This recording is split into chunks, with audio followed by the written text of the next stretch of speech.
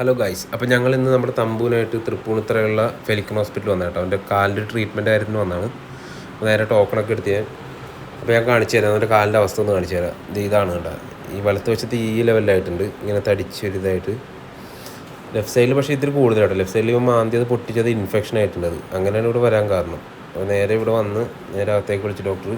അപ്പോൾ നേരെ ആദ്യം തന്നെ വെയിറ്റ് നോക്കലായിരുന്നു. വെയിറ്റ് നോക്കുമ്പോൾ 50 എബോവ് ഉണ്ട് അവൻ്റെ വെയിറ്റ്.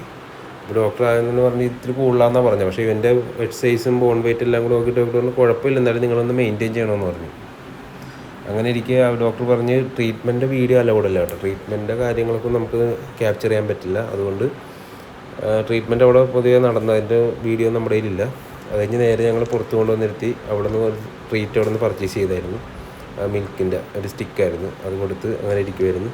അപ്പോൾ നേരെ ഇവൻ മണക്കും തന്നെയാണ്. അപ്പോൾ അടുത്തൊരു ഡോഗ്സ് ഇങ്ങനെ ട്രീറ്റ്മെൻറ്റ് വന്നിട്ടുണ്ട്. അതാണ് ഇവൻ ഈ മണക്കുന്നത്. ഞാൻ കാണിച്ചു തരാം നോക്കി.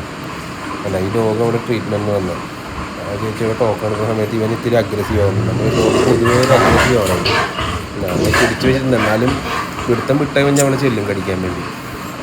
അങ്ങനെ ഇരിക്കും വേറൊരു ഡോഗും കൂടി അവിടെ വന്നു ട്രീറ്റ്മെൻറ്റ്, ഒരു ബീഗിൾ പിടിച്ചു വെച്ചുകൊണ്ട് നിൽക്കണതാണ്. അല്ലെങ്കിൽ അവൻ നേരെ പോയി കടിക്കുക. അങ്ങനെ അഗ്രസീവ് ഉള്ളതാണ്. പിന്നെ അവിടെ നിന്ന് കുറച്ച് ഫുഡും കുറച്ച് കാര്യങ്ങളൊക്കെ പർച്ചേസ് ചെയ്ത് ബില്ലിന് വേണ്ടി വെയിറ്റ് ചെയ്യുവാണ്. പിന്നെ ബില്ലും കിട്ടി, അവിടെ പേയ്മെൻറ്റ് അവിടെ ചെയ്ത് ഞങ്ങൾ അവിടെ നിന്ന് ഇറങ്ങി.